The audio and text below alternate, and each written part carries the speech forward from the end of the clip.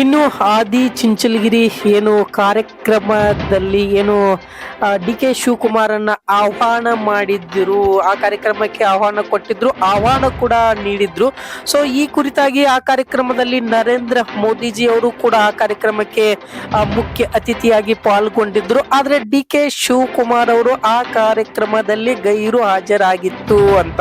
ಯಾಕಂದ್ರೆ ಎಲ್ಲೋ ಒಂದು ಕಡೆ ಕಾಂಗ್ರೆಸ್ ಶಿಸ್ತುಬದ್ಧ ಪಾಲವನ್ನ ಮಾಡ್ತಾ ಇದ್ದಾರ, ಹೋಗ್ಲಿಲ್ವಾ, ಯಾಕೆ ಹೋಗ್ಲಿಲ್ಲ ಅನ್ನೋದು ಕೂಡ ಒಂದು ಕುತೂಹಲಕಾರಿಯಾಗಿ ಕಾಡ್ತಾ ಇರುವಂತದ್ದು. ಯಾಕೆಂದ್ರೆ ಬಿಜೆಪಿಯವರು ಮುಖ್ಯವಾಗಿ ಪ್ರಧಾನಮಂತ್ರಿಯವರು ಆ ಕಾರ್ಯಕ್ರಮದ ವೇದಿಕೆಯಲ್ಲಿ ಹಂಚಿಕೊಂಡಿದ್ದಾರೆ. ಜೊತೆಗೆ ನಾನಿದ್ರೆ ಅದು ಪಕ್ಷಕ್ಕೆ ತೊಂದರೆ ಅಥವಾ ಪಕ್ಷಕ್ಕೆ ಪ್ರಾಬ್ಲಮ್ ಆಗುತ್ತೆ ಅನ್ನೋದನ್ನು ಕೂಡ ಆ ಕಾರ್ಯಕ್ರಮಕ್ಕೆ ಹಿನ್ನಡೆ ಹಾಕಿರುವಂತದ್ದು. ಒಂದು ರೀತಿಯಾಗಿ ಇದು ಕುತೂಹಲ ಕಾಡ್ತಾ ಇದೆ ಅಂತಾನೆ ಹೇಳ್ಬೋದು. ಯಾಕೆಂದ್ರೆ ಈ ಹಿಂದೆ ನೋಡಿದಾಗ್ಲೇನು ಕೆಲವೊಂದು ಕಡೆ ಡಿ ಕೆ ಶಿವಕುಮಾರ್ ಅವರು ಏನು ಬಿಜೆಪಿ ಅವರ ವೇದಿಕೆ ಅಂದ್ರೆ ಆ ಒಂದು ಕಾರ್ಯಕ್ರಮದಲ್ಲಿ ಭಾಗವಹಿಸಿದಾಗ ಅದು ಶಿಸ್ತು ಅನಿಸ್ಲಾ ಇಲ್ಲ ಅನ್ನೋದು ಕಾರಣಕ್ಕೆ ಎಚ್ಚೆತ್ತುಗೊಂಡ್ರ ಡಿ ಕೆ ಶಿವಕುಮಾರ್ ಅವರು ಕೊಂಡೊಂದು ಕೂಡ ಇಲ್ಲಿ ಕಾಡ್ತಾ ಇರೋದು. ಯಾಕಂದ್ರೆ ಈಗಾಗಲೇ ಸಿಎಂ ಕುರ್ಚಿಗಾಗಿ ಫೈಟ್ ನಡೀತಾ ಇದೆ ಅನ್ನೋದು ತಮಗ್ ಗೊತ್ತು.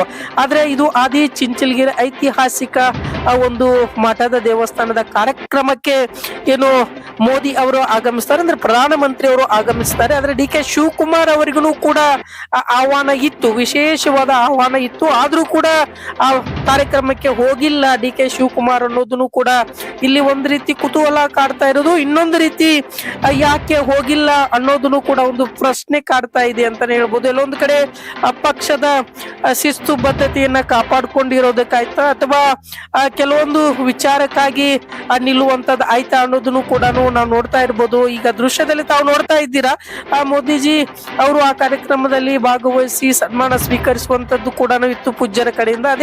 ಅದೇ ರೀತಿಯಾಗಿ ಡಿ ಕೆ ಶಿವಕುಮಾರ್ ಅವರು ಆ ಕಾರ್ಯಕ್ರಮಕ್ಕೆ ಹೋಗಿಲ್ಲ ಅಂದಾಗ ಯಾಕೆ ಹೋಗಿಲ್ಲ ಅನ್ನೋದನ್ನು ಕೂಡ ಪಕ್ಷದಲ್ಲಿ ಸ್ವಲ್ಪ ಬೇರೆ ಏರು ಇಳಿತ ಆಗ್ತಾ ಇತ್ತು. ಅಥವಾ ಇಲ್ಲೊಂದು ಕಡೆ ಡಿ ಕೆ ಶಿವಕುಮಾರ್ ಅವರನ್ನ ಏನಾದ್ರು ಪಕ್ಷ ಅಂದ್ರೆ ಬಿಜೆಪಿ ಪಕ್ಷದವ್ರು ಏನಾದ್ರು ಬುಟ್ಟಿಗೆ ಹಾಕೊಳ್ಳಕ್ಕೆ ಟ್ರೈ ಮಾಡಿದ್ರ ಅಥವಾ ಪ್ರಯತ್ನ ಪಟ್ಟಿದ್ರ ಅನ್ನೋದು.